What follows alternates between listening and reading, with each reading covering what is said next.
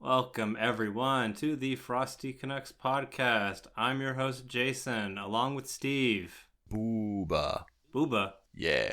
Booba bamboozled? Nah, man, I started playing biking this week. Ah, yes. She's fun as shit. I'm not great at her, but that doesn't matter. Well, I mean, how long did it take you to get good with May? I have put almost 180 hours into Guilty Gear, and I've been playing May for the majority of those. So, a while. Fair enough. At least like a lot of the system-related stuff transfers over to biking. It's just that it's very weird when you go from playing a charged character to not a charged character, and you're like, oh yeah, fuck, I actually have to do like not charge motions for my special attacks.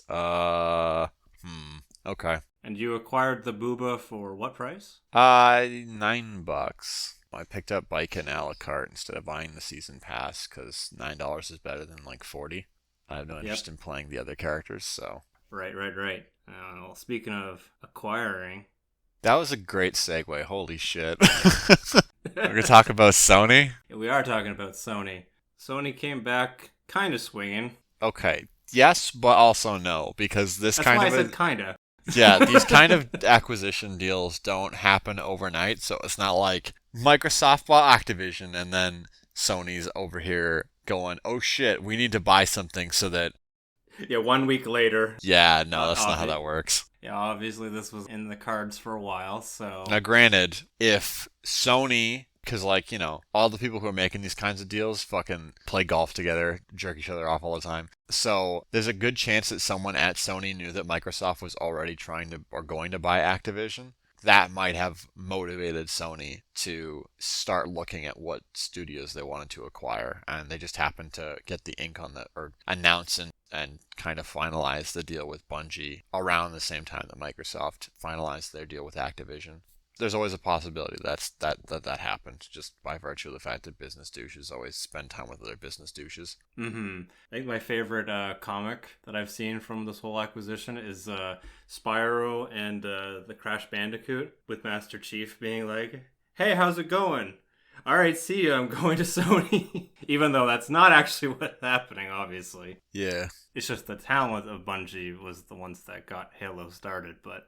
That's with, I think it's like 343 at Microsoft. So, I mean, obviously the comic's a little wrong, but I still find the sentiment kind of funny. Yeah, I thought it was pretty funny because we were discussing this in one of my Discords earlier this week. One of the funny things is that like when Sony originally made Killzone, they wanted it to be the Halo killer. And now they can have the original creators of Halo to make the Halo killer for them that they've always wanted.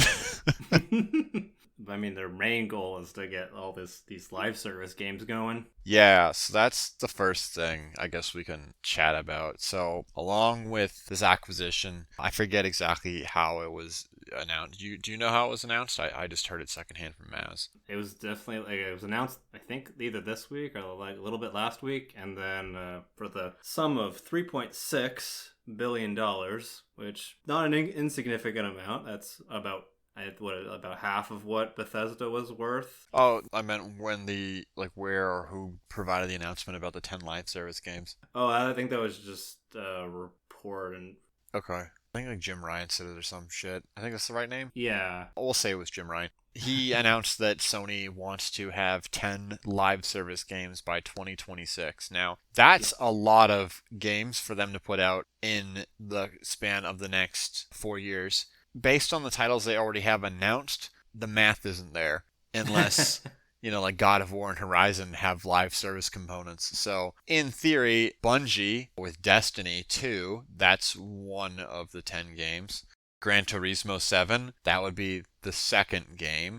We optimistically in the server decided that The Last of Us 2, if their multiplayer for the original game is still running, that would be a third game. Yeah, I know that they want to still do the multiplayer component.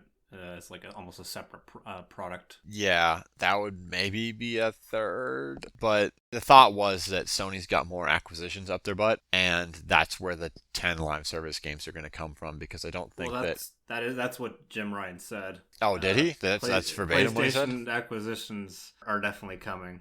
Oh, okay. Fans should expect more acquisitions in the future. Yeah, so like one of the ones that I'm not gonna take credit for this because Nico and Maz came up with this. One of the speculative ones they came up with was Arc System Works. It's a Japanese fighting game maker. It would fit really well with the fact that they bought Evo, and that does make sense. if they bought up AWS, they'd get like I think 4 live service games immediately that are still actively being worked on. That would be Dragon Ball Fighter Z, because it's still getting updates. Guilty Gear Strive, obviously, a game that I enjoy quite a bit. It's still in its first season. It's getting updates. DNF, a fucking licensed game based on DNF Duel. There was a beta for that put out earlier this year. Everyone was like, ooh, this is so cool. That's a thing that's coming out. It's like based on like an anime or another type of game that's not fighting game, but they're making a fighting game about it. It does make sense that there'd be that push, especially since they've got their hands in the anime streaming services like Crunchyroll and Funimation. That would really line up with acquiring games of that same caliber. Just a bunch of anime related stuff. The anime console. Yeah. The other one is Grand Blue Fantasy Versus, but I don't actually know if Grand Blue Fantasy Versus is getting any updates.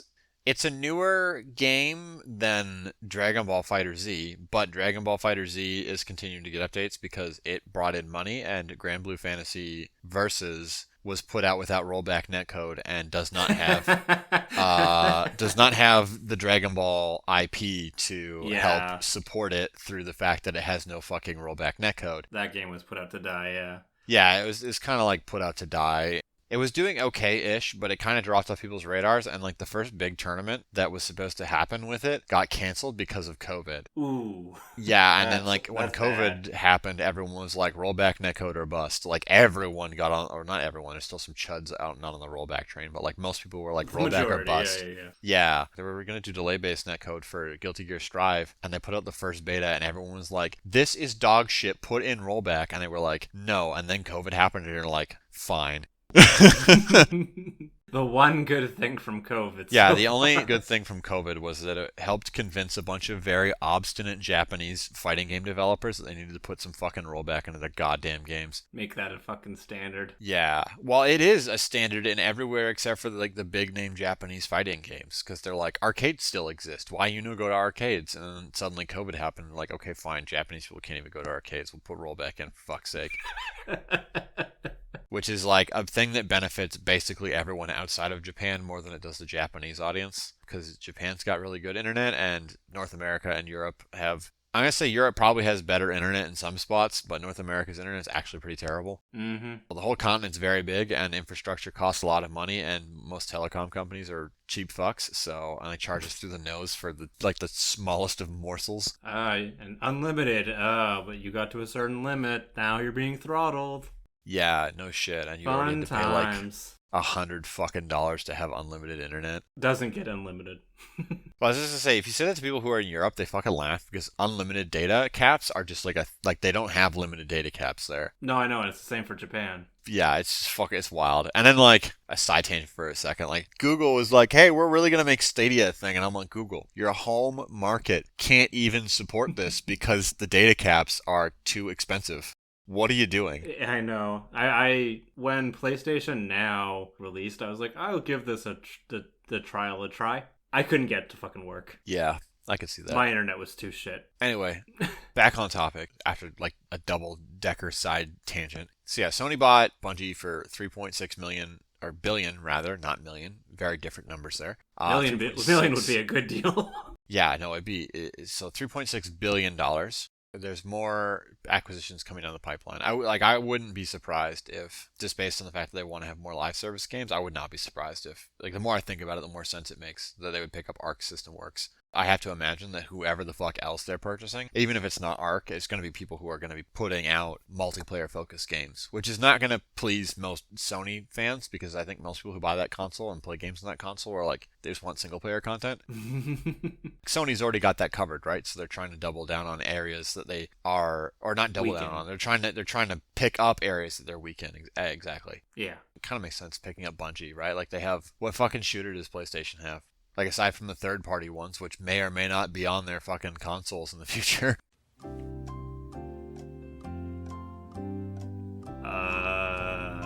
They had Killzone, which by all metrics is not a super successful franchise. We did the math on that as well. The most recent one that was on the PlayStation 4 sold 2 point something million, so 2 million and change. Yeah, that's not much. Estimated series sales were between, like the entire franchise sales were between like 6 and 8 million. Guerrilla Studios' next game, the first new IP they were allowed to make in like a decade, was Horizon Zero Dawn, which, as of the last time it was reported, sold 10 million copies total. There's a good chance that Horizon just like completely outsold the entire franchise of Killzone, like a decade's worth of Killzone releases. So yeah, that's a series that's never gonna come back unless you hand it off to another developer, because they hand it off to Bungie. Yeah, it's like, exactly, that's just it. It's like, why would you waste Guerrilla Studios' time if whatever they were doing with that franchise couldn't make it super successful, Killzone right? it more in space. Yeah. I gotta imagine whatever Bungie's next project is, even if it's like Destiny 3, it's gonna be either like more PlayStation focused or entirely exclusive to PlayStation. Probably on PC as well. I think that I read that Sony doesn't really want to limit Bungie to just their console. I think that's why they want to double down on all those live service games and push them to the other consoles, because they could just be on anything and they could just make money. Yeah. Kind of like exactly. the show. Well, I mean, it makes sense with the push for on PC. It's like, okay, now we're getting the money on PlayStation. We're getting the money on PC for Guilty Gear Strive or something like that. Yeah. No, that if that's happening. Yeah. Remember, everyone, that was speculation. That is not something that we know as factual information. If it happens to be announced between the day we're recording and the day where we put out the podcast, that's cool. But like, if it doesn't come to pass, it's like, this is just speculation. This is just a guess. And if it does, I'll edit it out to make us profits. Yeah. No, because I said that Maz and Nico were the ones who came up with that idea, and the more I thought about it, the more edit sense to it make made. them the profits. But I did see some people who were like, oh, Sony overpaid for Bungie. And I kind of agree with that, but a lot of people who were saying that were like, no one plays Destiny 2. And I'm like, yeah, no one plays Destiny 2. Hold on. Manus actually found a tweet for me, so I didn't actually have to do it. The day that was announced, Destiny had 860,000 players. Or no, hold on. Yeah, no, you're right. 860,000 players played Destiny 2 yesterday. Oh, okay, at the slow point in the season. About at the end of... Yeah. Yeah, they're not near the new content, and over 1 million people have pre-ordered the next expansion, which was like the Witch's Vagina or something. I don't know, it's something like that. It's like the Witch Queen's Forest or some shit. I don't know, man. This is gonna be so mad at me for forgetting what it is. Like, hold on, let me Google it. But yeah, I can't spell Destiny. I put Disney instead of Destiny. I'm so stupid. Oh dear. The breakdown was about 275,000 on Xbox, 355,000 on PlayStation, 224,000 on Steam, and a piddly 5,390 on Stadia. Who the fuck are the Stadia people? Good question. The ones who are still getting it for free. I can't believe that Stadia isn't zero. Who are these almost 5,500 people playing on Stadia? What the fuck? I don't know. I guess people in Japan that have really good internet. I'm legitimately like, what the... I cannot get over how, like... To me, that's a big number of people playing it on Stadia, because in my mind, Stadia has, actually has nobody on it. Right? It's like every single player on Stadia is playing Destiny 2. That's it. Yeah, well, it's just like, it's a fucking service that Google just completely abandoned. So, why? Who are these people? Identify yourselves. By the way, it is the Witch Queen. I was not super off. You just added the forest and the vagina. Yeah. One other thing that I read on the whole deal was that Sony's interested in making some movies out of Bungie's properties. I thought that was kind of interesting, because it's like, oh, are we going to get like Destiny-themed movies? Okay, so I still think the idea of making video games into like these multimedia, cross-brand, transient, whatever the fuck, however they call it, I always view that as being a mistake, because I feel like that misses the entire point of what makes video games fun. However, yeah, I feel like for the longest time, Bungie was like, we want to make a giant fucking everything out of stuff, and I feel like they kind of made Halo with that intention originally, and Microsoft was like, no. That's why they kind of fucked off and made Destiny, so it could be like the giant uber unga franchise. And I don't know, with Sony's backing, like they could put something through their movie division. They're doing that Uncharted movie that looks terrible. Sorry, people who think it looks fun. I think it looks like a generic.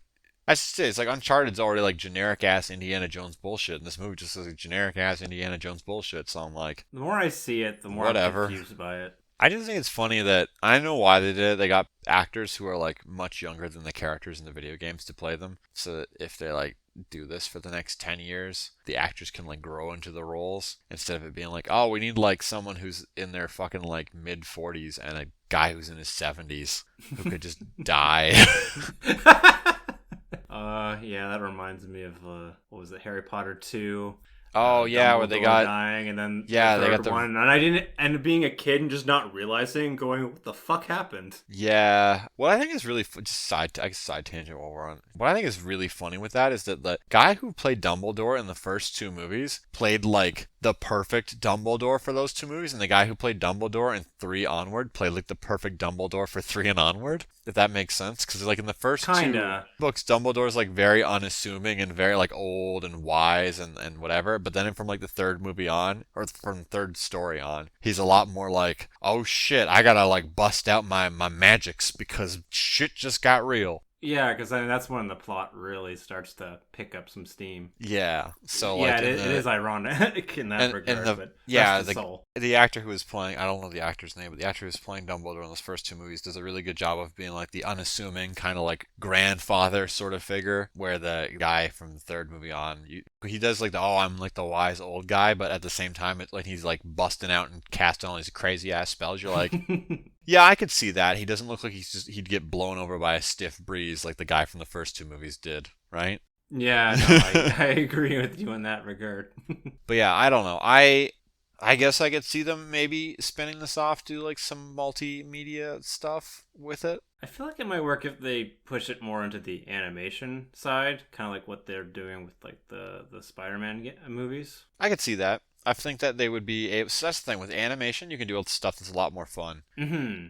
This live action shit is... Yeah, it's fucking awful. All the Disney movies getting remade as live action, even though most of them are like half animated anyway, is proof of that. How are you gonna do the genie in Aladdin? Well, yeah, CGI. Well, not even that, man. Like fucking think about like the Lion King, right? Where it's like, oh yeah, the Lion King in its original like the original Lion King. What the fuck word is looking for? Iteration, whatever. In its original. The original. Yeah, the original Lion King. The characters are so expressive. They convey everything that you need to. There's so much emotion in the way that they're drawn, and it just you can, because it's like 2D animation, you can do so much stuff to make the characters just like contort and express in ways that just they don't do in the 3D animated stuff, because they're like, oh well, it has to look real, even though the fact that they're talking already makes it look like it's not real in the first place. Well, yeah, it's like, how do you do like one of those like jaw drops? You can easily do that in 2D, but in 3D, the 3D space, it just doesn't work.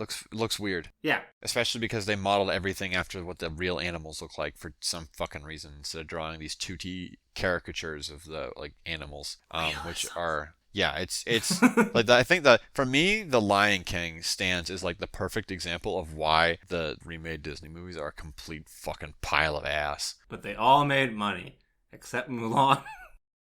Yeah, there's a few reasons why Mulan didn't make money. I know. I don't know. I don't want to say I'm excited, but I'm interested, I will say, in seeing what other studios Sony is going to pick up, because they do have noted they're spending more money. Maz actually sent me some figures earlier today. They, what was it? Apparently they have $18 billion they set aside for acquisitions, and they have spent 9 of it. 3.6 billion was for Bungie. I don't know what the other stuff was for. It might have been for their when they bought like Crunchyroll and whatever. But yeah, I believe looking at, I can't figure out exactly what these fucking graphs are meant to show, well, but it's total strategic investments closed or decided. So yeah, well, it's some of that, fundamentally it looks like they're not announced yet. Yeah, it's like fundamentally it looks like they're looking at picking up more intellectual property, and it's spread across, some of it's movie based, some of it's music based, but a lot of it is gaming based still. It's the war of acquisitions. And Maz points out it's going to be around $10 billion. So that is the figure from which you can derive what companies are plausibly on the table and how many acquisitions are plausibly on the table. It's like, think about how big of a studio Bungie is. They cost $3.5 billion.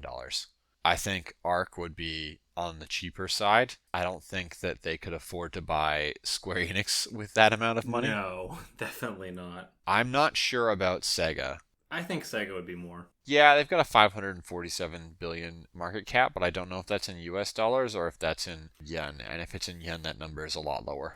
Net income 25.3 billion yen. Yen is basically worthless. What is yen in US dollars? Sorry, Japanese people. It's about 100 yen is about $1, roughly. Not even, it's 87 cents. I said roughly. Fuck off.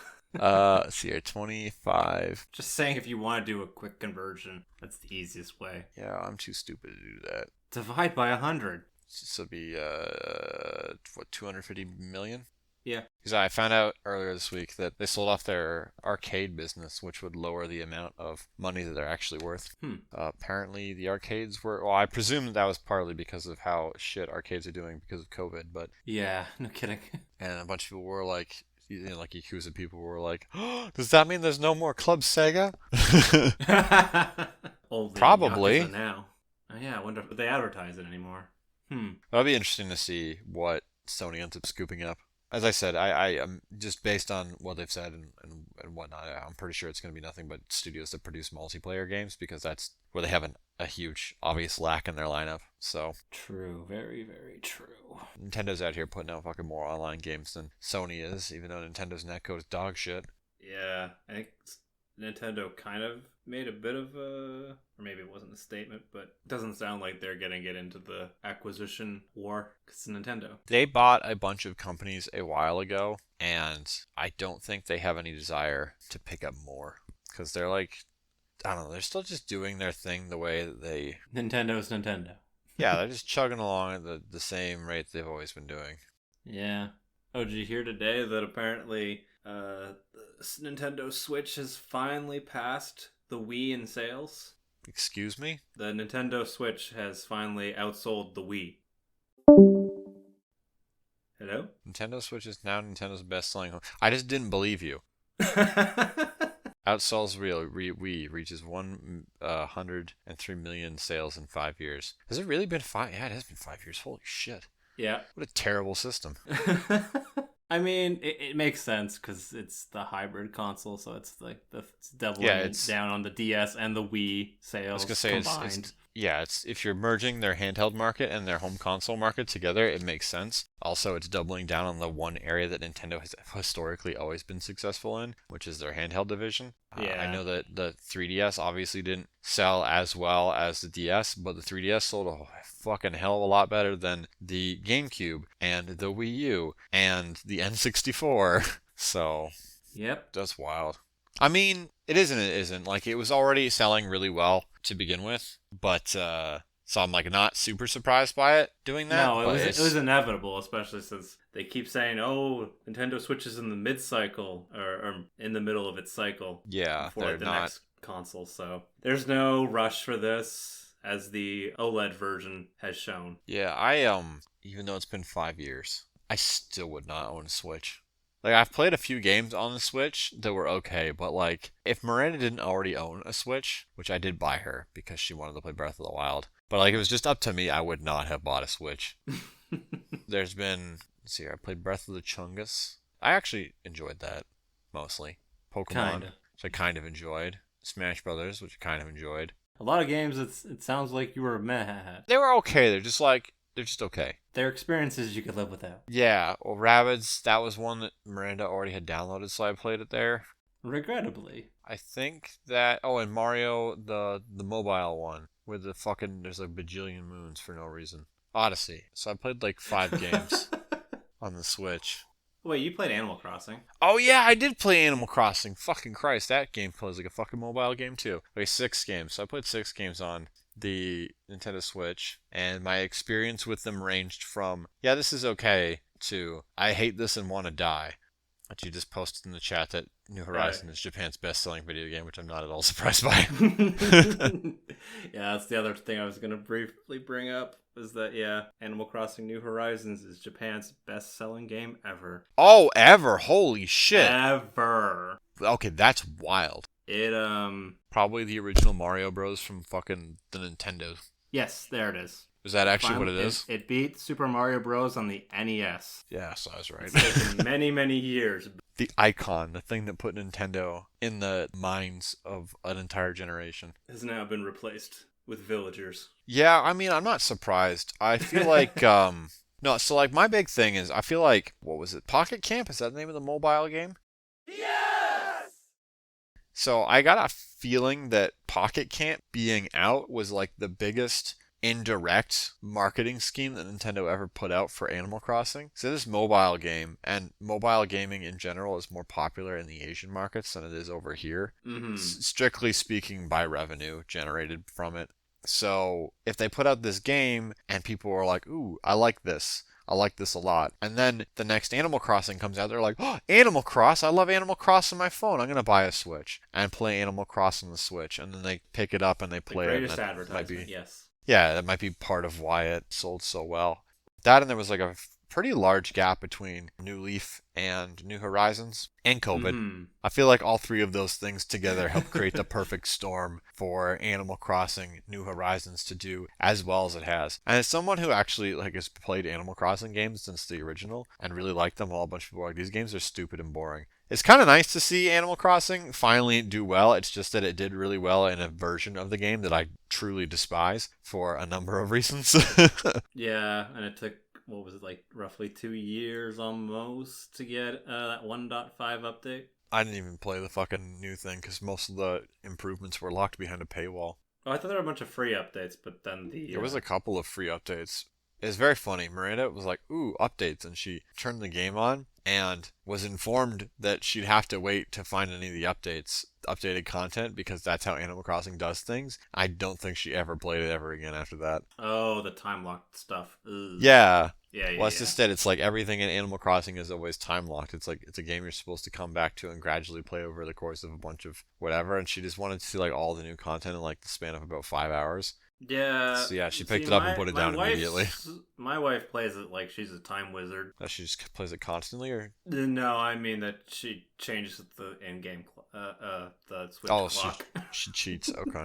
Yes. I got you. She's Doctor Who. She travels through time. Yeah, it was in the middle of summer, and then I'm looking at her playing on the Nintendo Switch, and I'm like, hold on, it's winter right now. You time traveling. Yeah, I feel like that's biggest advantage that not real life game like Stardew as an example has, where it's like 20 minutes is a day. Mm-hmm. So every, let's say like 10 hours is a season. Well, and you can just end the day earlier if you want. That is true. Not optimizing your day fully, yeah. I feel like the fact that Animal Crossing is contingent on real time is probably its biggest weakness. It'd be really patient to get to the content. Mm-hmm. I mean, if we want to round out the Nintendo stuff, I know you had some brief thoughts about that Pokemon Legends Arceus game. It's so fucking ugly. And that's it. All right. Well, yeah, so so a lot of people who I follow obviously are playing it. Well, not obviously, but like there's a bunch of people who are playing it right now. So I've seen pictures of it posted online. And like genuinely couldn't believe, because I haven't seen anything really at all about the game. Like I saw the original trailer and I was like, ooh, that looks rough. With the fucking 3-frame chingling, like yes. Bouncing up and down or whatever, right? So I hadn't seen anything since then. I mean, obviously you sent me the image of like what the Voltorb looked like, and I was like, I can't believe this is real. That Voltorb was made of wood, so I assumed that the way it looked was because it was made of wood. I didn't realize every Pokemon in the game was going to be like looking like that. Not so, yeah, every Pokemon, but yeah. No, look at that screenshot I sent you. All of them look like they're made of cheap plastic. Oh, in that regard, yeah. I don't know why, but like their entire bodies have been made as reflective surfaces, which just makes them look like they're made out of plastic. It's really weird. I don't know. I've been very critical of the direction that Pokemon's moved in artistically over the years. I know that 3D models are easier to work with because you can recycle them instead of having to do 2D sprites for every game. But I always thought they looked ugly, and this is like the perfect affirmation of that, especially because there's like textured stuff in the background and like in the foreground, and then there's just these giant I'm drawing a blank. What do you call that style that like Wind Waker is in? Cell shaded? Yes, thank you. Oh my god. So yeah, the Pokemon are just like cell shaded, if the entire world is cell shaded, it looks fine. But it's like, no, some of the stuff is textured, and then there's cell shaded stuff walking around in the textured area, and I'm like, that's weird looking. And then I agree that the art direction is definitely off in this game. everything, I mean, like everything that's a Pokemon has reflective, like it's all their entire bodies are reflective. So they have like this glowing sheen coming off of them with the way the light's on them, and I'm like, they just look like they're toys. They look like they're made of plastic. I don't know. It's genuinely really weird. It's even weirder because no, it'd be weird even if this was cell shaded, that would look weird. Yeah, if the whole world was cell shaded, this would still look weird. But it looks even more weird because of the contrast between like the actual textured bits and the non-textured bits. If they wanted to make, and I mean like the Pokemon have their like really iconic look and design already. So I think cell shading is definitely the way to go, but then they have to make the entire world cell shaded. I genuinely think that like the games were better looking when they were in 2D. That's the other thing, and like just the way the worlds have always been designed, the bigger they make them, the more sparsely populated they look and feel. Well, this is no exception. I was gonna say I've read people who've posted it. I've read opinions that have been posted rather, and people seem to have indicated that is the case in this game as well. But like I genuinely just. Jesus Christ, this looks awful as far as the art style they've chosen to go with. It's a rough first attempt, that's for sure. Pokemon have looked better in 3D than this. Surprisingly, in much older games. 2D Master Race. Sorry if that well, I'm not really sorry if I offended anyone. You can just tell me to fuck off. That's if you like it, you like it, whatever. I don't like it. You're not going to change my mind. I'm not going to change your mind. It is what it is. I mean, at least they're trying something new for once. That's true. I don't years. know. I don't genuinely know how new this is because everything I've seen online is people running around catching Pokemon. That's like all I did when I was playing the games. Run around catching guys. So yeah, I mean, I don't genuinely know how different this is, but maybe I should look it up. I don't know. I want to read like a blogger or several bloggers' opinions on it. There's one review I've seen this popped up in my blogging feed that I intend to read. So I just like have a better feel for how some of the bloggers feel about games than I do like random dicknuts number 5 at IGN. So I'd be more interested in reading their opinions on it versus like the professional reviewers, Yeah, no, I understand. Pretty sure that all the professional reviewers gave this game a pretty glowing review, if I remember correctly. Let me just look at Metacritic. They've historically given every Pokemon game a good review, though. 84. Okay, what did Sword and Shield have? 80. What did, whatever the full names of Diamond and Pearl? 73. That's probably one of the lowest scores in general. I was going to say, I think most Pokemon games score between 80 and 85 in the aggregate scores. If you type in Pokemon, can I just bring up all Pokemons? Yeah, here we go. Shield 80, Arceus 84, Ballsack Diamond 76, Pokemon Snap 79. That's an expansion. That's a completely different spin-off. Ultra Sun was 84. Sun and Moon was 87. Let's Go 79. Omega Ruby Alpha Sapphire is 83. XY was 88. That's quite high. I guess Sun and Moon were actually quite high too. They were 87. Black and White is 87. Heart Gold Soul Silver is 87. Platinum 83. Black and White 2 is 80. Fire Red Leaf Green is 81. Diamond and Pearl is 85. Emerald 76, which is actually one of the lowest ones we brought up. Ruby and Sapphire 82. So yeah, like historically, Pokemon games have always scored in the 80s. Aggregate-wise anyway. Never in the 90s. And their spin-off games are a completely different beast. There is some very not liked spin-off games here. Pokemon Mystery Dungeon Explorers of the Sky 54. Pokemon Quest 62. Mystery Dungeon Rescue Team DX 68. No! Pokemon XD Gale of Darkness 64. Oh yeah, I was getting to that one. Pokemon Coliseum 73. Battle Revolution 53. I think that's a mercifully high score for Battle Revolution for what it is. I enjoyed Pokemon Battle Revolution, but it's like not like a complete game. It seemed very shallow at release. Yeah, well, it's entirely contingent on you putting Pokemon that you have in like the DS games into the Wii game and then playing with them there.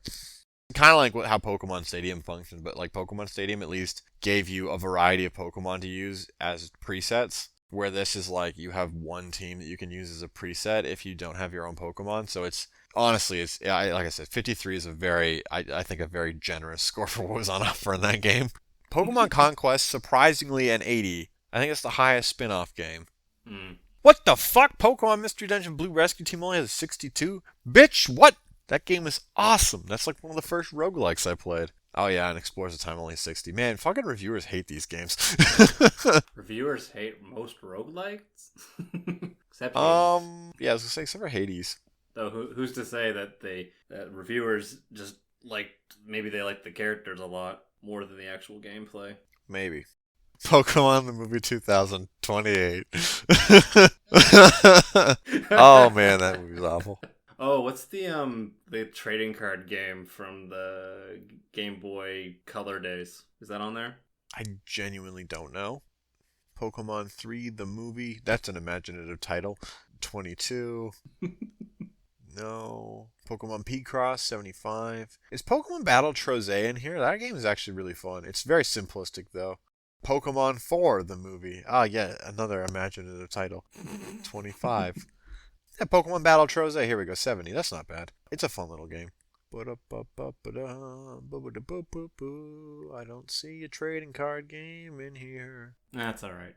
And there's 77 pages of this shit. Yeah, it's getting to like repeating things. I'm not genuinely certain no, it's okay. Why, but... Okay, so we've talked all about Nintendo news, some Sony news. What about our news? That's a good question. What about our news? We have been acquired for the small price of $69. You're such a spurg. Holy shit. By whomst? That's a good question. Didn't think that far enough. Yeah. So, for games this week. Room to Grow. Okay, this is a game that I spoke briefly about in today's post. Yeah, so I am very bad at describing this game because I am stupid. You play as a succulent, and you have to push other succulents into their holes. Oh, that's not a good name to look up. Succulent is what cactus are. Oh, no, I meant Room to Grow. I'm looking it up on Google. It's not even... Oh, yeah. The game's not even on the first page. No, you have to type Room to Grow. You have to type Room to Grow game for it to actually come up. Game? Yeah, it brings up like a baby company or some shit if you type Room to Grow. Yeah, so the idea of the game is that you are an ever-expanding cacti, and you have to contort your body in ways so you can push other cactuses into their specified locations. How you do that is, like, basically it's a puzzle game. It will limit your ability to do what you want to do by restricting the space that you can expand in, or limiting which directions you can actually push the cactus from, or by giving you multiple cactus, wherein pushing one of them in seemingly makes it impossible to push in the other one. It's genuinely a pretty fun game. I wouldn't say it's the most involved puzzle game out there. It starts off pretty simple. I think by about the midway point, it starts to get a little bit more involved. I think it's extremely well designed. I've had a lot of fun playing it. I don't have a whole lot to say about it. 'Cause it's just a fun ass puzzle game. It's a fun ass puzzle game. It's a short enough experience, I assume. So it's one of those things where with puzzle games, your mileage is going to vary based on how just quickly you kind of gel with the mechanics and how quickly you can kind of work out what the solution is for everything. So I've played the game for almost 5 hours. I'm in the last area. That's a decent runtime. And like that 5 hours is like, I got stuck on a couple of levels and I was like, I can't figure this out. And I came back and looked at it again like a day later and I'm like, what if I do this? And then suddenly, aha, that is the solution. Always. Yeah, it's got a lot of stuff like that. I genuinely enjoy like little puzzle games like this, where they have very simple graphics, they're very unassuming, but you get into them and you're like, oh man, this is actually making me think a little bit. And I actually like that. Most of my favorite puzzle games are games that I can't actually finish because the puzzles get like ramp up to a point where I'm like, I just can't figure out what the fuck I'm supposed to be doing here. Cosmic Express was like that, where I finished like 85% of the puzzles, but I couldn't figure out any of like the puzzles that were surrounding the gate to like finish the game. So I was like, well, fuck. But yeah, I genuinely like puzzle games where it's like It's one of those things where it's like I don't mind not being stumped by a puzzle because it's like, oh, that means it's like a good puzzle sometimes, not always, but this game is, I would say, it's got like its mechanics are clear enough to where there hasn't been a time where I've been like, oh man, I never would have fucking like figured that out. I think like part of it is also that the game is so simple in that it's every single level is just like get the cactus into the goalpost. So you're never thinking about what you have to do. You're just thinking about like, how do I do the thing that I'm supposed to do? And I feel like that is usually a pretty good indicator for if a puzzle game is a pile of shit or not. If you spend most of your time trying to figure out how to do the solution. Yeah, I get what you mean. Instead of figuring out what the solution is. Yeah. I don't like figure out what the solution is and then the solution's like super straightforward. I prefer being handed a problem and then being like, okay, I know what I have to do. How do I do it? And what this game typically does with that is that you like see the puzzle and you're immediately like, oh, this is so easy. All you have to do is this. And then within like 30 seconds you're like, oh, the thing I want to do is impossible. So what's the actual solution? Well, and oftentimes what you started with is like the right decision, but it's just you veered off a little bit too far from it. Yeah, I feel like I like when you get a puzzle game where you know like, okay, this is definitely the first step, and then you can either go by process of elimination or you can just think it through. Yeah, it does a really good job of I think luring you into thinking like, oh, it's this way, and then you hit like a contradiction of sorts where you're like, oh, it can't be like this because of this. If the straightforward solution is X, but contradiction of Y exists, so how does X multiply by Y to equal Z, which is the solution? Like, I generally enjoy that kind of stuff, and I genuinely have enjoyed playing it through with Room to Grow. So it's only like $10, $11 in Canadian on Steam.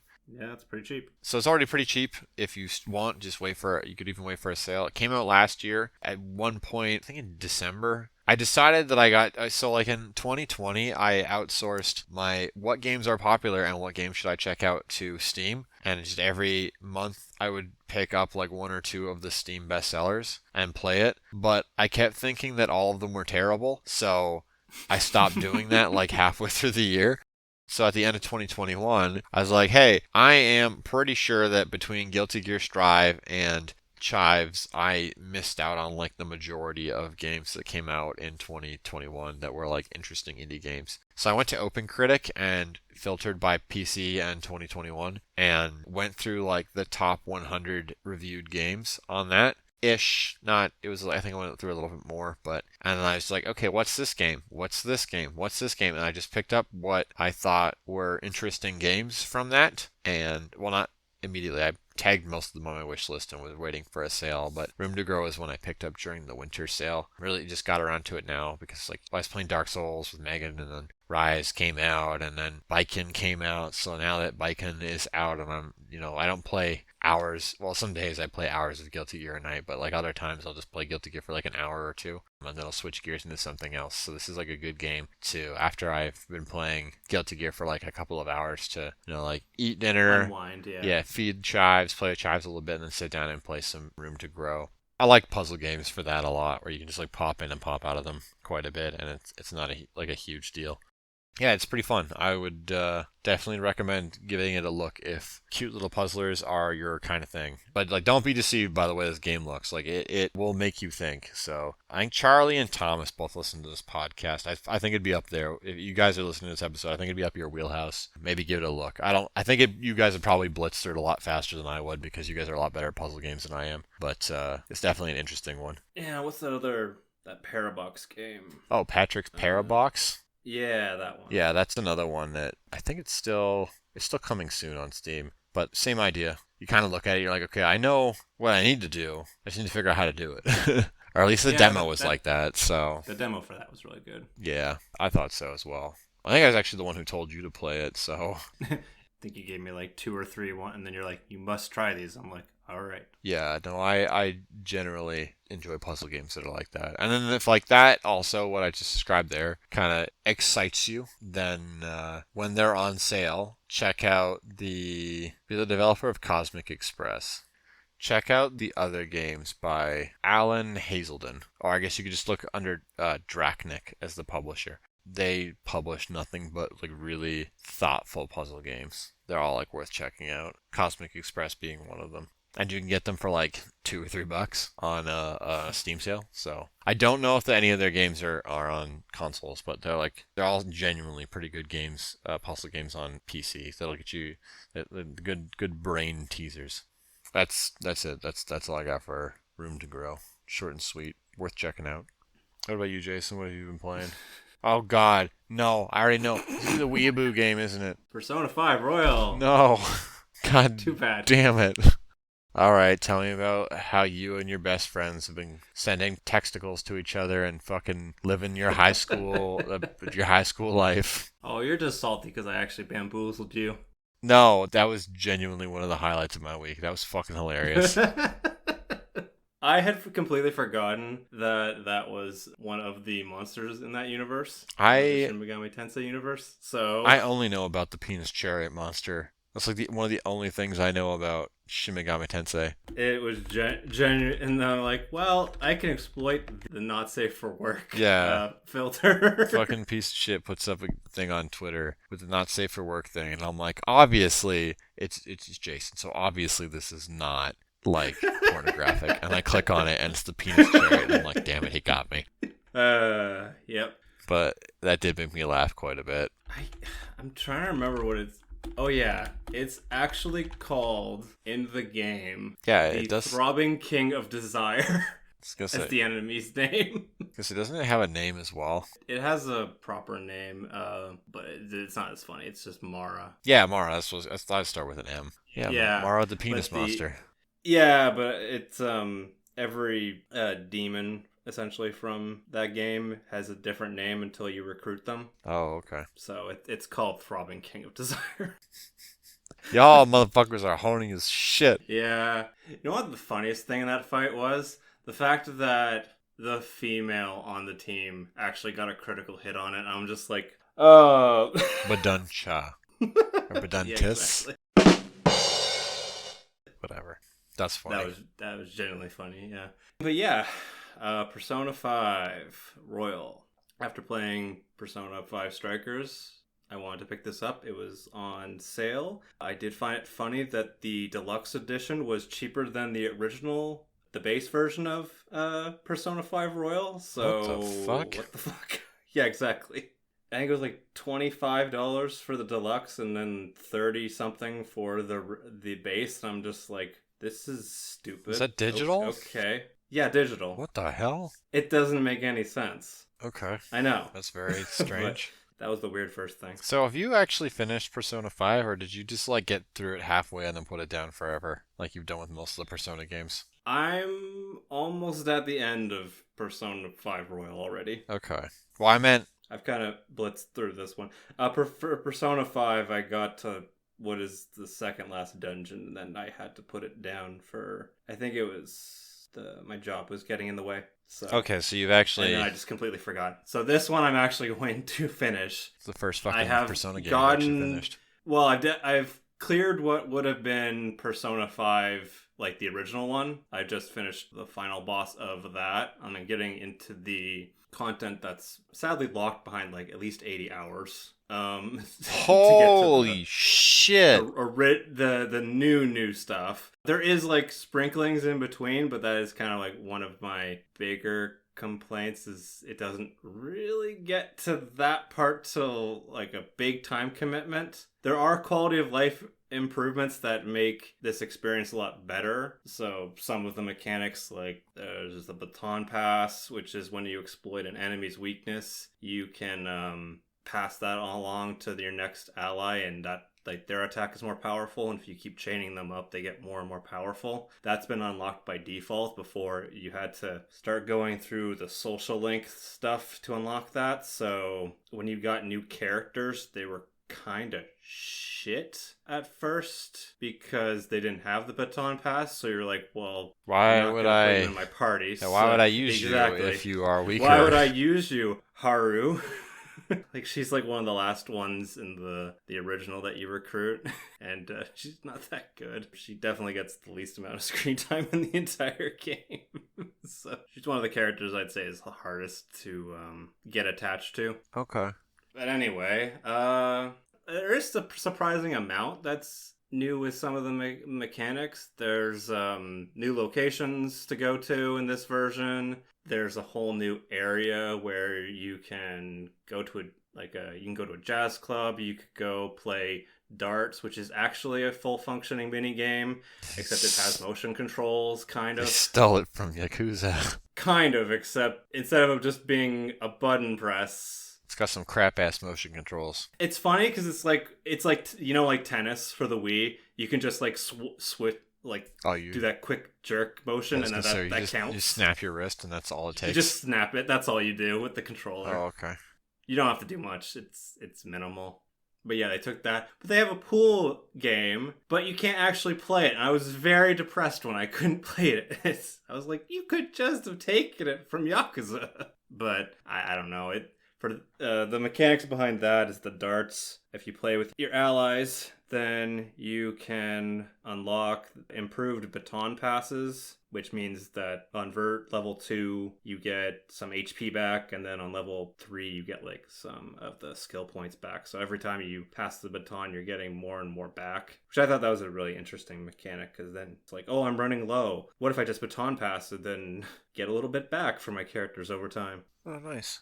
So I like some of the quality of life improvements. The pool table improves the technical damage that you can do, which is when you combine essentially an ailment with another one of the abilities. So let's say you got an enemy on fire, you can use wind for like technical damage to like make the flames go more, and that deals like some devastating damage. Okay. So there's a bit of thought to it. There's also like it kind of luck based whether the ailment happens, but if you're firing off those abilities, then you might get a nice little payoff for that. Side tangent for a second. I hate how when I googled Haru to see like which of the characters, I like vaguely know what the characters look like, and I'm like, which one is Haru? I hate that just typing in Haru Persona 5 brought up some almost pornographic images on the Google search without having to specify that I was looking for.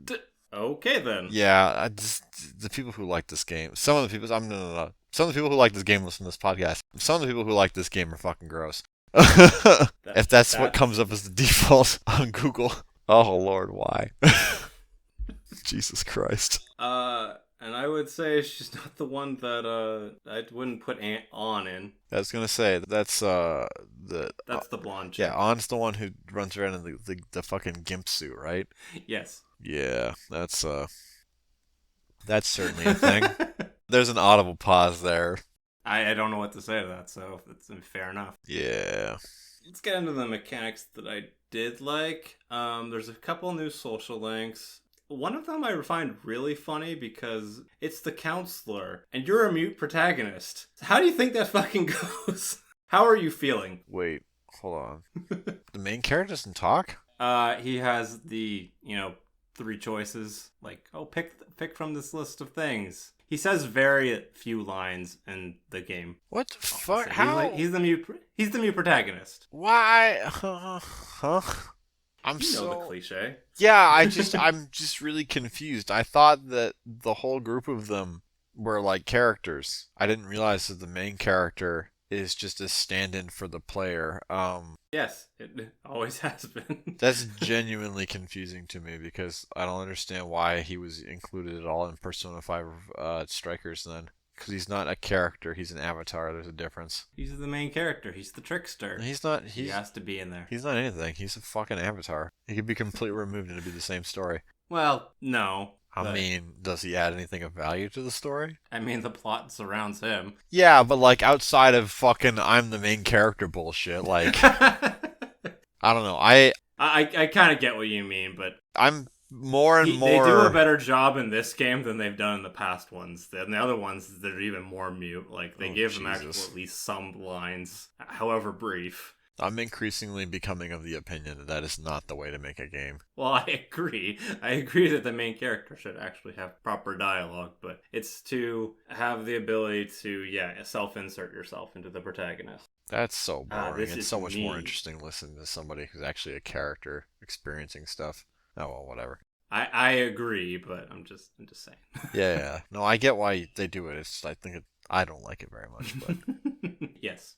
So, getting to the other part that I like was that I'm pretty sure all the bosses have been reworked to a certain degree. So, a lot of them have like a second phase. So, okay. instead of it being one boss fight that's kind of drags on for a while with the same mechanics, Halfway you through get the some fight more and a change up variation. happens. Yeah, the fight happens. They got like, let's say, like half the health maybe, and then they go into their second phase. Now I'm I gonna don't use my true power. Ah! I don't want to talk about too many of them, so I'll talk about the second dungeons one. So in the Okay. first phase, he becomes this like painting that there's like different components of it. Like there's the eye, there's the nose, there's the mouth, and each of them does something weird. But then you get into the second part, and with this character, he's an artist, but he's a crook as well, because most of the people that the Phantom Thieves, your ragtag group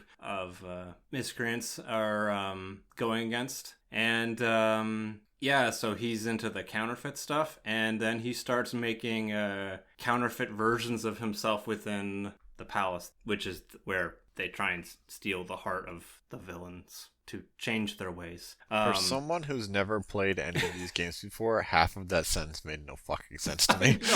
I'm trying to explain it. Just use generic ass RPG terms, man. Like they're trying to. I mean, stealing his heart, okay, sure, because they're like invading his. Okay, they're Whatever, stealing but the like, treasure in the palace. I was gonna say, like The they're short of it. stealing. They're running around a dungeon. They're fighting clones of the boss, and they're trying to steal a treasure of some kind. But yeah, but so the boss, he makes clones of him, essentially clones of himself, but each of them has like a different element. So then you have to start like fighting against that, and then like the baton pass really starts to shine because you start passing it between all of all the allies, and then you're able to just destroy the clones. But over time, the clones start to get weaker because he's really bad at counterfeiting. So So the story is like actually so woven into the mechanics. yeah, in a meaningful way. So That's cool. he'll send out some the new ones, and they'll be like sleepy, or they'll be like in fear or something like that, and you're like, oh, that's hilarious.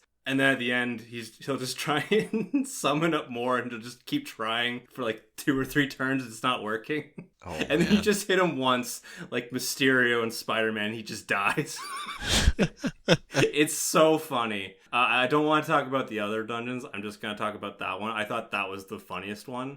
Just one of the things you said. Do you figure that the skill link hot swapping baton pass thing was added in by default specifically because, like, so that they could make the bosses more difficult by utilizing that mechanic? That's the thing. I didn't find the bosses all that difficult per se. I mean, I kind of had an inkling of what to expect, but that was their first form. I think the baton pass definitely helps in that regard because there are a couple of one of the party's members, you definitely couldn't have started their social link. It's like gated till after the dungeon's done. Yeah, so that So I definitely would. believe.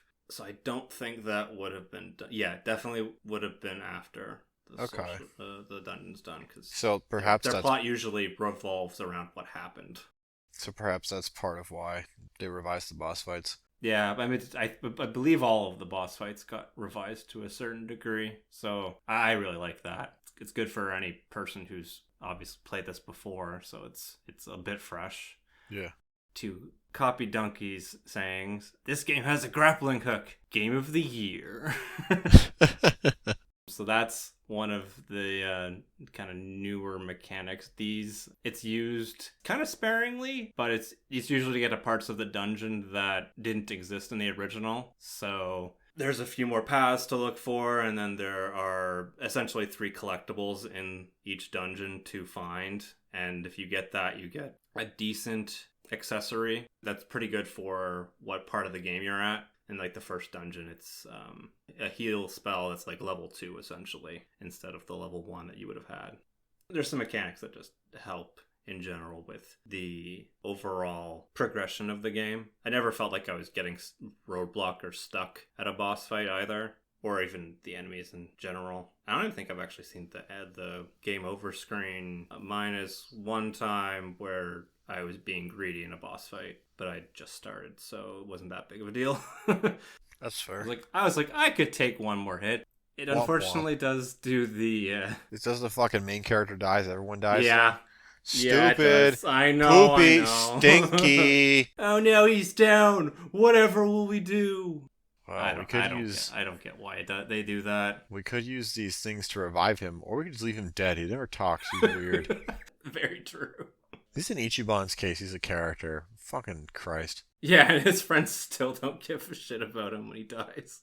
Oh shit, he's dead. Better run away from the Yakuza or whoever they're fighting. Exactly.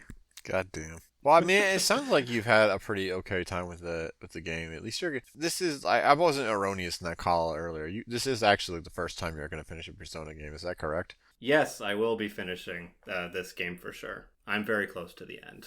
I think I have like about a month or two, I believe, is the Royal exclusive content. Okay. And then you can date someone in this game because of gross pedophiles. Who are you dating? Who was I dating again? Oh, wow. Apparently this relationship is very important to you. Well, obviously it's not. I think it was Makoto or something like that. I don't know. Persona 5, please, for the love of God, let's not bring up any pornographic stuff. Oh, the brunette lady. Okay. There is no gross pornographic stuff on this one. Huzzah. Thank you, Google. YouTube, we gotta keep pornographic stuff off of our site. Google, what? It'd be fine if they weren't like all supposed to be, what, like 15 years old? They're high school students. They're high school students, yeah. So it'd be fine if it weren't for the fact that they're all like high school students. Ugh. I know, I'd rather have a Persona game be set in like college or something like that. Yeah, but Japan in general, I know. They very much they like the high school life. They like reliving those days. I know. They idealize the high school experience to the point where it's like a focal point of their of a lot of their media. So why JRPGs always animes typically focus or have characters of that age group. Yeah, sorry, my brain just fucking died. I get what you mean. Yeah, no, 100%.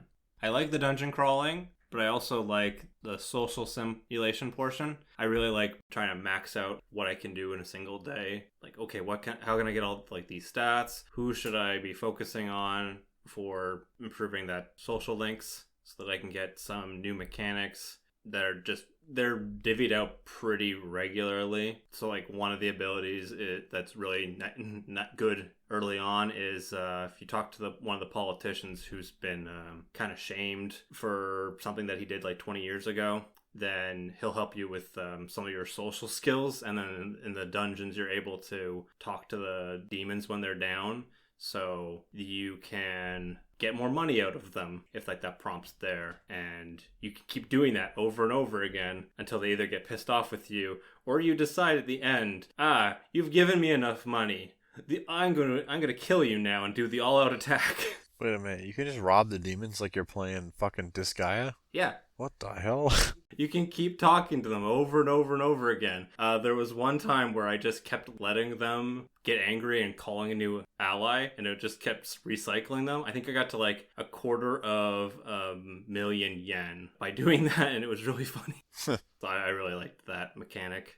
I kind of wish I could talk more about the royal stuff, but I should probably keep that, Because the spoilerinos? Barreling, that's kind of the spoilerino stuff. You could say that the Persona 5 stuff shouldn't be nearly as spoilery, but... Yeah, people can get fucked if they think that... I mean, like, sure, but also, come on, guys, it's been out for what, like... I feel like Persona 5 has been out for like 10 years. I know that's not right, but... People who like it a lot to the point where it's like, oh man, this game feels like it's been out forever. 2016 in Japan, 2017 worldwide. Reminds me, I have a meme. I'm gonna bring up my meme for my shitpost folder. This is Persona fans every single time. I've seen this image before. Have you? God damn it. That's some of my Why finest... does the dog have anime eyes and sing, ooh, ow, wow? This is some of my finest crappy Photoshop. Excuse me, sir. Do you have a moment to talk about Persona 5? I like how you didn't comment on the fact that I also gave him a fucking fedora. It's very true. I didn't say anything about that. Oh man, I love this folder. Everything in this folder is garbage. Holy shit. Anyway, I think that's all I'll say about Persona 5 Royal for now. I might briefly mention what I thought about the ending, but so far I've played what happened in the main game, I believe, and I liked what I saw that I hadn't played before, so. Cool. Alright, Rise. Game of the Year. So... Or not? Yeah. Whoa. I mean, you've been playing this clearly more than me, because I probably put in about 10 hours this week at most. Well, I played mostly last 2 Guilty weeks. Gear the last couple of days because of bacon. How much have you played at all? Because I don't think I can see your Steam After time. we played together, I haven't picked it up since. No, I mean like on Steam. How much time is it that you've played? 40 hours. Okay, so I've played almost 3 times as much as you. I've got 110 hours. That's not shocking at all. Yeah. After playing it for 100 hours plus, I have some thoughts and opinions. So, like, I realized that there was never, ever a possibility for this game to ever be like World was. So, you know when you play, like, a game for the first time? Yes. And it's so amazing, and then you play the sequel and you're less impressed by it because, obviously it can't be the first time you've played this game. Well, yeah, it can't set the bar any higher. Yeah. It can't set it so high again that you're like, whoa, it's like a brand new game. Yeah, exactly, because you're already familiar with it. And I've played a lot to be charitable of World. So after 110 hours, I was playing and I was making some of the other weapons and playing them, and I was just like, I'm fucking bored.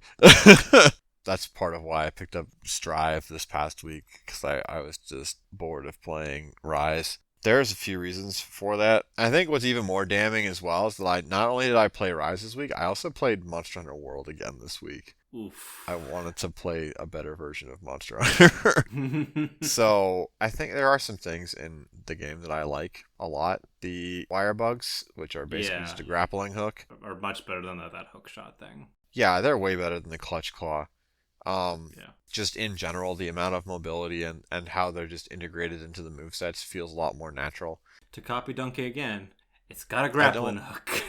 Yeah, it's like I don't mind using the clutch claw on some of the weapons, but holy shit is it cumbersome on most of them. And the wire bugs just feel more organic because they're actually built into the moveset in a way that feels meaningful, impactful, and it makes sense, which is obviously better. Mm-hmm. In general, they also help give your hunter a hell of a lot more movement, which makes the hunters just feel a lot less sluggish in general, which I'm really noticing playing World again. I was like, holy shit, my hunter takes forever to get out anywhere, and like the stamina runs out so fast when you can't just fly everywhere. Yeah, I could see that. And then, like, obviously, World is chock full of bullshit weapon designs. For people who are not super familiar with Monster Hunter, one of the big things that distinguishes this franchise from so many others is that you fight big-ass monsters, and then you make ridiculous weapons out of them. And World, for some reason, tried to be, like, more grounded with its weapon designs. Yep. So most of them look more realistic and are, I guess let's say more realistic. And instead of being really that uniqueness, instead of having I guess as an example, instead of taking like a monster's head and then mounting it on a stick and then having that be a hammer, it would be like a metal hammer with a part of the skin from the monster like grafted onto the back of it, or the handle, or it's like, that's made out of its bones, and you're like, okay, it's like much more boring than what the series is known for. Rise definitely has a return to that, and unlike World, which was the first time they were doing a game in HD, so obviously they weren't necessarily going to have the same level of variety that they had in previous Monster Hunter games. Rise has quite a bit of variety in terms of what monsters are actually available for you to fight, so that's a huge improvement. I would say everything else, I mean like everything else, is a downgrade from World. The more I played Rise, the more apparent it was how just like empty the different levels feel.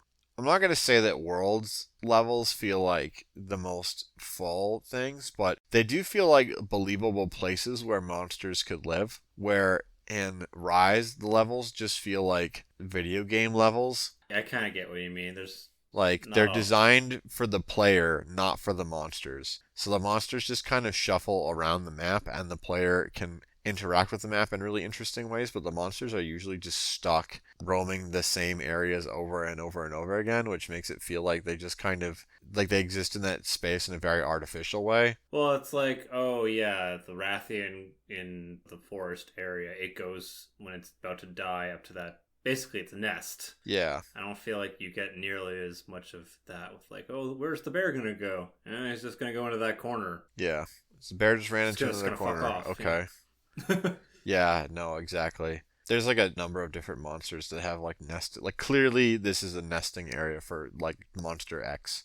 Oh, you probably didn't see it, but like the Hoarfrost Reach, the map that was added in Iceborne, has a spot where Barrios, like it's a cave that's full of bones and dismembered shit, and it's like that's where Barrios sleeps, and it's like, its food. oh, yeah, it's like that makes sense. This giant saber-toothed tiger thing would have a nest full of fucking bones and shit from its victims that it like carried back and devoured. One of the Toby Kadachi variants is a poison Toby Kadachi. It has a nest in the same map where instead of being in a colder area, it's in near the hot springs where there's heat vents, and it has this similar kind of air like thing set up where it's surrounded by just there's like fucking blood and bones and shit everywhere. So it's like, oh, I don't know, it makes sense that like a creature would live here. Mm-hmm. There's just small fucking things like that that add so much character to levels, and you don't think about it until you notice it not being there at all, and you're like, oh, this is Yeah, kind of and poopy. we're pretty sure that's just like an issue, or well, it's from the design from trying to do it on Switch. Maybe? Well, do you think the Switch would be able to handle all that? I mean, I get if it was static, I guess it should be able to. Maybe? I don't know.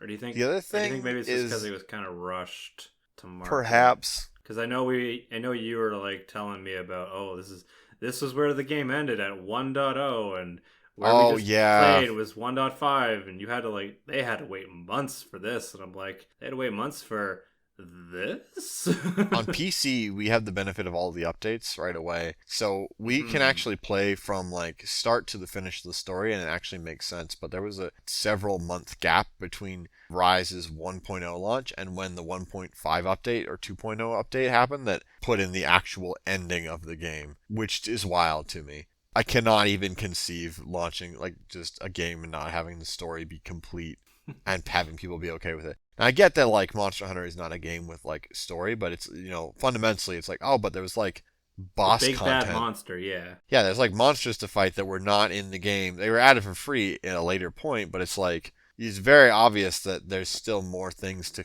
keep fighting at the end of what was like the 1.0 content. Because there's like a big cutscene that's like, oh, it's not over yet. But then it's like, now you have to wait for updates. We didn't have to on PC, but that's genuinely pretty strange.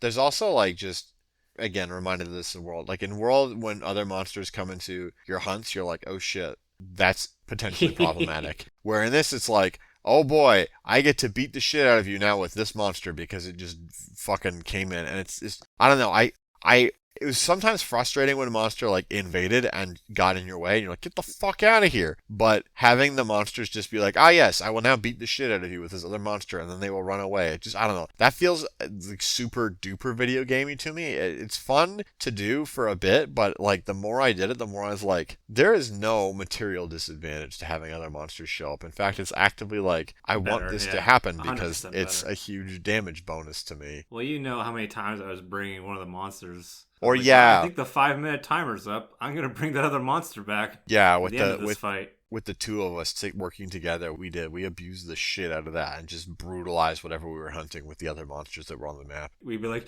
yes, turf war, yes. That's the other thing. Like, damage. Almost no turf wars happen. It's always just the mounting thing. There's almost no turf wars. There's only two in the game that I saw: Zinogre and Rathalos, and then what the fuck was the other one? I don't really remember, but I remember seeing them and going, yes. I think it was Diablos and Anjanath was the other one. Yeah, I think that sounds about right. At least an Anjanath was in there, yeah. Yeah, no, it was Diablos and Anjanath.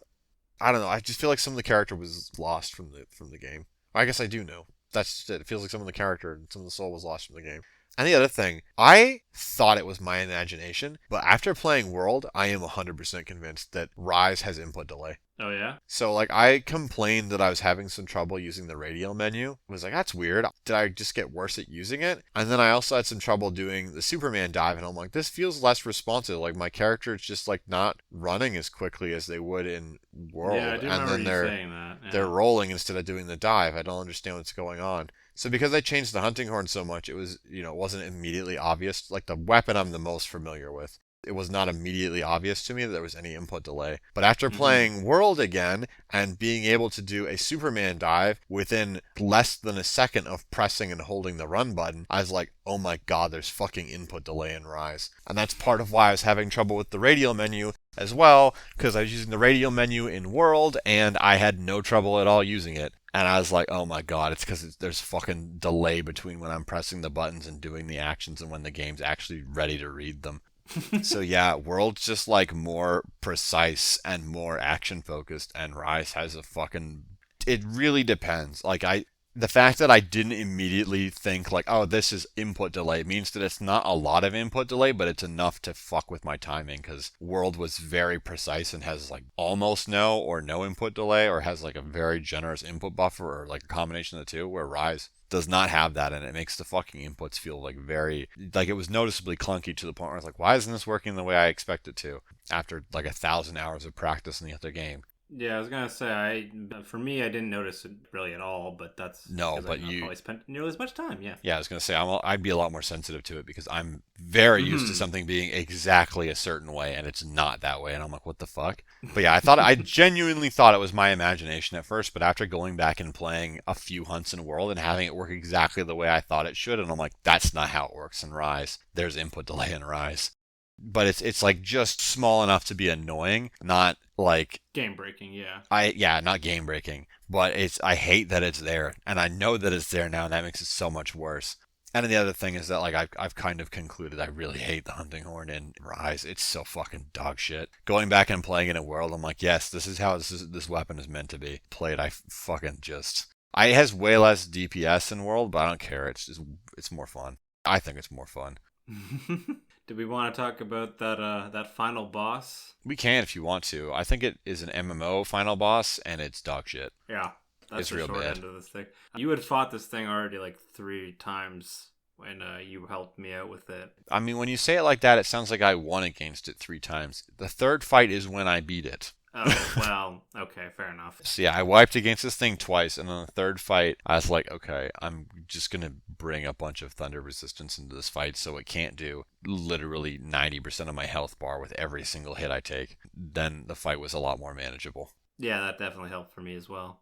I think as what you had said in our discussion, it was, or while we were playing, was that this whole fight is designed around the wire bugs. Yeah. And fuck is it But like annoying.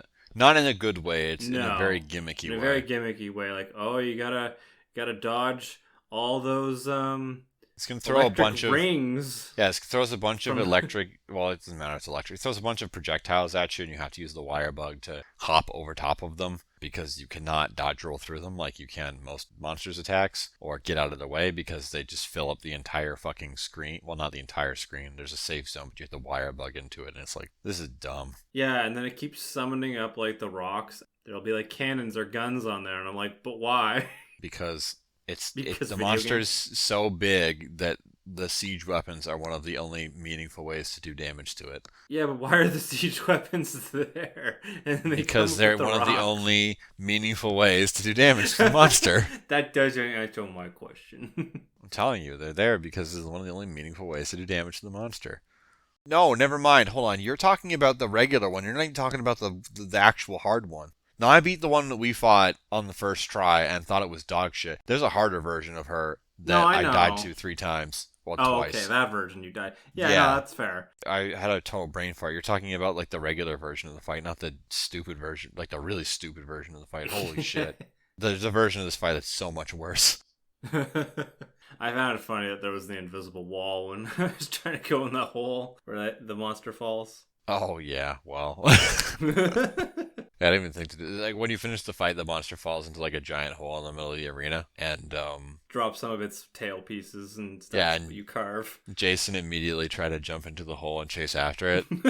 And there's just like This a isn't giant wall over that prevents yet. you from. Yeah, exactly. And there's like a giant wall that prevents you from doing that. That was That's very so funny because I sad. never thought to try that. I just saw the rewards and was like, I guess the hunt's over.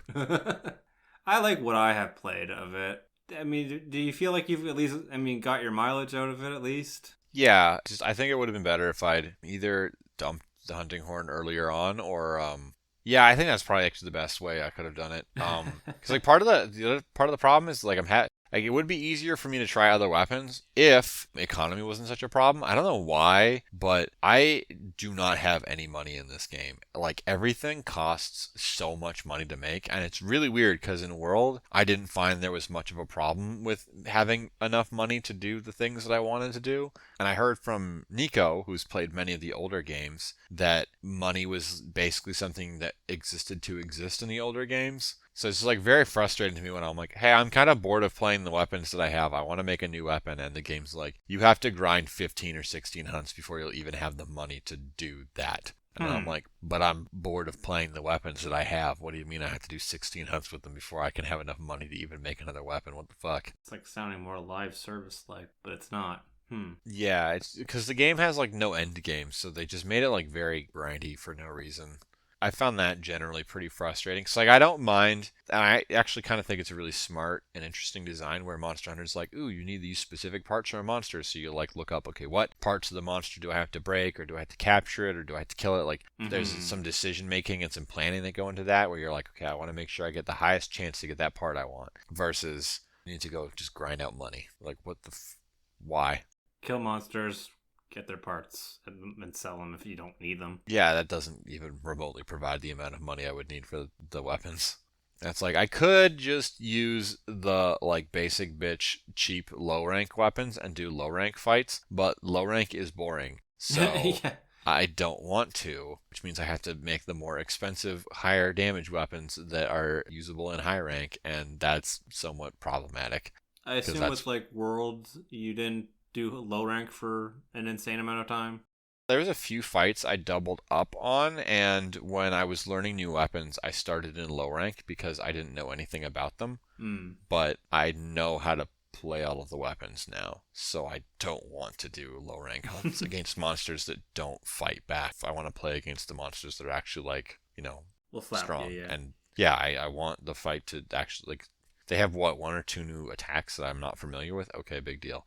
I don't want to start on low rank monsters with the new weapons. I would prefer just to hop right into high rank with them, but that's prohibitively expensive for no real reason. Yeah, I've had a money problem in Rise basically the entire time I've been playing it, which is crazy. And I've been selling off like a bunch of my extra resources and then spending that money almost immediately and being like, Jesus fucking Christ. Game, just give me some more fucking money. Jeez. No, you play a game forever. You know what the weird thing is? That it'd be even worse if when you play multiplayer, because in multiplayer it splits the reward by the number of players without actually increasing it. Oh yeah. So like whenever I play with you, I'm getting half rewards. If I was playing, Miranda and Will have been playing the game. They've been playing in groups of 4 the entire time, so they've only been getting a quarter of the rewards. And it's not so like the hunts are faster.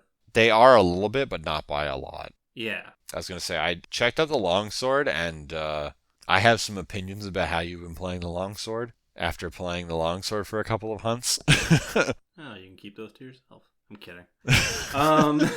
You need to use more of the weapon's high damage moves. Fair enough. Well, it's just that I was like, I wasn't seeing you do one of the moves that it has in World, and I'm like, did they get rid of it? And then I found it in Rise, and I'm like, nope, Jason just doesn't know what the controls are for it. Although you did start to use that one counterattack. That thing does a fuckload of damage. Holy shit. The wire bug counter is so strong, and it comes out in like 2 frames. It's so good. Just be like, oh, I'm about to get hit. No, you. Yeah, it doesn't really work well if you got if it's gonna hit again afterwards. Yeah, no, you can't use it on a double hit, but if it's like a single hit move, oh my god, you can just, and especially because like a lot of the times I'll use it and it'll just fucking send the monster reeling. It's awesome.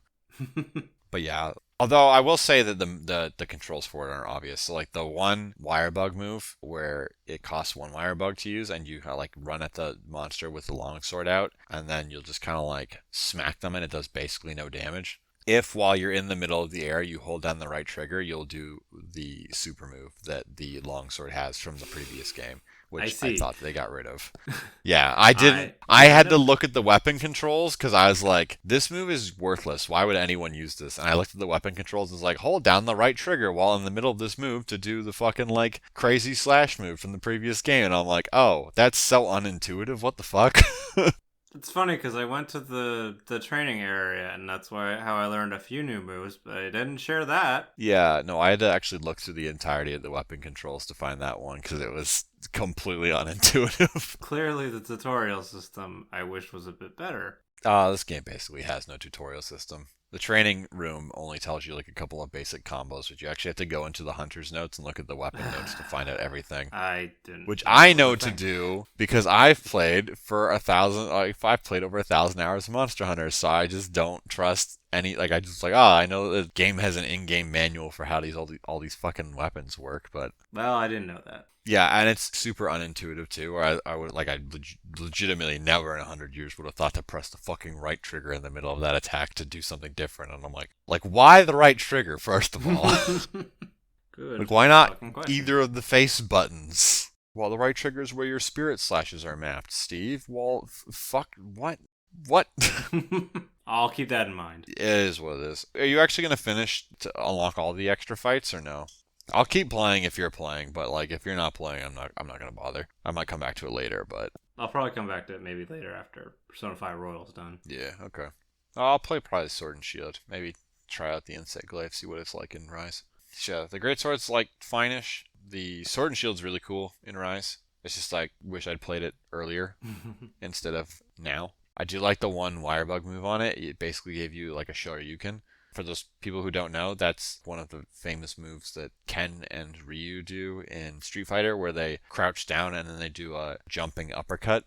So you do that with your shield, with the sword and shield. It's dope looking. You like do a giant-ass jumping uppercut, and then when you're in the air, your character immediately punches downward with the shield, and it does 2 extra hits on the way down. It's fucking wild. And then like the Sword and Shield still has they added a move called the Flurry Rush in Iceborne, and it was kind of bolted onto World's moveset. In Rise, they've actually changed the moveset, so it's built almost entirely around the Flurry Rush. Just in general, the Sword and Shield's moveset just feels a lot more streamlined and a lot more cleaned up, since everything kind of flows into the Flurry Rush now instead of it feeling like it's kind of this new bolted on thing. Longsword's still probably one of the best design weapons in the game. Like I said, I've dabbled in it a bit in solo hunts. It's a weapon you can play totally unga bunga and not understand like any of the interesting or unique or nuanced things about it and still be really effective with it. But then when you understand like when to use all of your different counters and how to use some of the different moves to reposition yourself in the middle of your combos, and like all of its higher damage stuff, it really pops off, and it just sings. It's crazy. So you get like a full spread of like, you can play this weapon like a complete baboon, or you can play it like a monster Chad, and there's like this whole room of like depth with the weapon, and across the entirety of that depth there's no point where the weapon ever feels lame. So it's like, even if you're playing it like a total dipshit, it still feels fun to play. Or if you're playing it like really, really involved and like nailing all these counters and doing all these crazy combos, it's still really satisfying to play. So it's like, I really appreciate that about the way that weapon's designed, where like the greatsword, if you don't know how to position yourself properly, you'll just get your ass kicked. The sword and shield, if you don't know like kind of the flow of the weapon's combos, then it just does literally no damage. The dual blades and the bow both require you to like manage your stamina quite a bit, and if you're not keeping an eye on that, then it's like you're not gonna have a good time. Hammer's kind of like positioning, kind of like timing, like the greatsword. Hunting horn is just unga bunga in this game because they took away everything that made it interesting. Fuck you, Capcom. So yeah, I don't know. Rise has like some things going for it. Like it's got more variety visually, and like the movement's really good. It just doesn't feel like it's on the same, even remotely on the same scale as World. And it's kind of like, oh man, well, I mean, it's on the Switch, right? So it's on a handheld mobile console instead of like a home console. So that's probably why. But it's like, I'm not going to complain about getting 100 hours plus out of a game. But I will say that I like World better, like a lot better.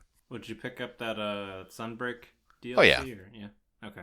Yeah. I'll still pick up Sunbreak, which I know is probably gonna sound like really stupid, but I like fighting new monsters, right? So I can still have fun fighting new monsters, and that's what that would provide. It's just that like I don't know that like I think I said in my month in review post, which just went out today, I don't anticipate that I would spend even remotely as much time in this as I did in World, and the same would be true with like Iceborne versus Sunbreak. Yeah, I gotcha. You know, paying $40 for an expansion and getting another 100 hours of playtime, still pretty okay deal, right? Like it's clearly I'm enjoying it on some level. I'm not gonna sit here and be like, oh man, this game is terrible. It's so bad. I didn't enjoy it. I was like, no, clearly I enjoyed it. I just didn't enjoy it as much as World for like what I hope I just listed off like enough reasons so people understand like why I didn't enjoy it. But yeah, I don't know. It's fine. I feel like if the hunting horn hadn't been gimped so badly, I'd probably be a little bit less bitter about it, but that certainly didn't help. Yeah, I mean, if you hadn't played World, you definitely would be liking this game more. Yeah, probably. But yeah, I don't know. Based on your time with the game, I want to end on something a little bit more positive. So, like, based on your time with the game, Jason, what's your favorite, like, monsters or monster to fight? You fought, like, most of the monsters in the game already, so. The Flaming Spider definitely was nice. Yeah, Arachnikidaki pretty good. Yeah, he was cool. I like that he had two different forms, essentially. Yeah. The fight keeps organically changing. Yeah, that's also one of my favorites from this game. So, like, in the first phase, it's like the spider-looking guy, and it has webs wrapped around its legs, and then when you hit the legs enough, the webs will snap. And they all count for part breaks, which is great. Yes. So you can just, like, quickly finish that task. Yeah, so you do that, it falls over, you hit it a couple of times, then it gets up, and then it wraps its bum in a bunch of silk, and then it starts smashing its bum all over the place. So then you hit its bum a bunch of times, and then its bum explodes, and then you beat the shit out of it, and it falls over, and you beat the shit out of it some more. That sounds like very simplistic, but it's a very fun fight. The first time I finished it, I was like, man, that fight was fun as hell. Yeah, and then it more or less repeats in that pattern.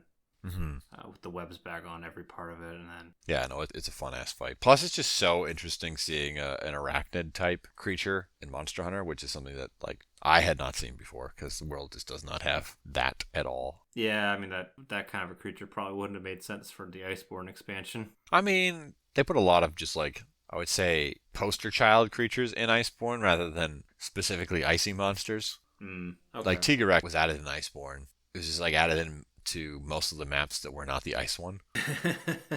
I didn't mind his fight. I still think Tigrex is a dickhead. Well, yeah. He's less of one than he was in World, where he spends like half the fight running around. That charging move he does, he literally did that like 50% of the time in World. Even if you were like standing right beside him, he'd be like, I'm going to charge now. I'm like, you fucking piece of shit. Yeah, I mean, and Rajang has definitely been nerfed to hell. Oh my god, Rajang is so easy in this game. I was fighting Rajang in World, yeah. And I was like, oh my god, this is so much fucking harder than it is in Rise. Jesus Christ. Well, in Rise, we like beat it on the first try together. Yeah, in Rise, we fucking annihilated him. He's really not that. He's so easy in Rise. It's ridiculous. They made him too slow. Yeah. The other fight that I'm really big fan of, besides Arachnikidaki, was Mizusune, which is actually how you're supposed to say that monster's name. It's not Mitsune, which is what all like the English players keep, or at least all the English players I talk to call it Mitsune, and I'm like, I looked at how it was actually spelled, and I'm like, yo, that's not Mitsune, that's like Mizusune. Oh, well, whoops. Man, the same thing, I just heard people call it Mitsune, and I'm like, oh, I guess that's how you say its name, but then I actually looked at how it was spelled, and I'm like, this is like people were saying that it was Tigrex, not Tigrex. No, they went with Tigrex instead, like tiger for the sound instead of tiger. Why? Because Latin sounds cooler than English. Ooh. And Mizusune is just like I looked at it, I'm like, that's a very Japanese looking name. So I'm like, that's probably how you're supposed to. Like, you're probably supposed to say it like this, which is how I came up with Mizusune. Yeah, that's a generally good fight as well. Yeah, it's not a particularly difficult fight, but it's, I don't know, just the way the monster moves, the way it looks, just everything about it is like very, very cool. The fact that there's like a mini dot bullet hell. Yeah, with the bubbles. With the bubbles.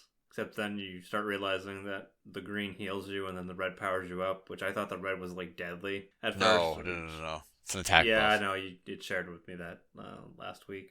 Yeah.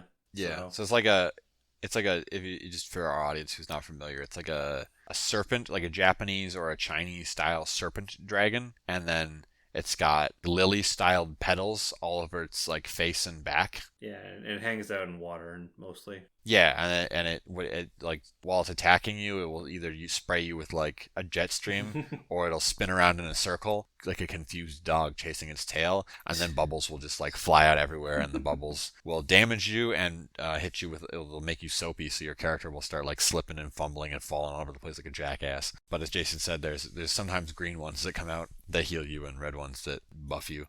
It's a very goofy fight. It's very, very fun, and the monster's got a very like iconic design, and I don't know, it's a very, very fun fight. Definitely one of the better implemented fights for sure. Yeah, there's a monster in the world that you haven't seen called Glavenus. It's goofy in the same way that Mizusune is goofy. So it's a giant T-Rex, but it has a giant tail that's shaped like a sword.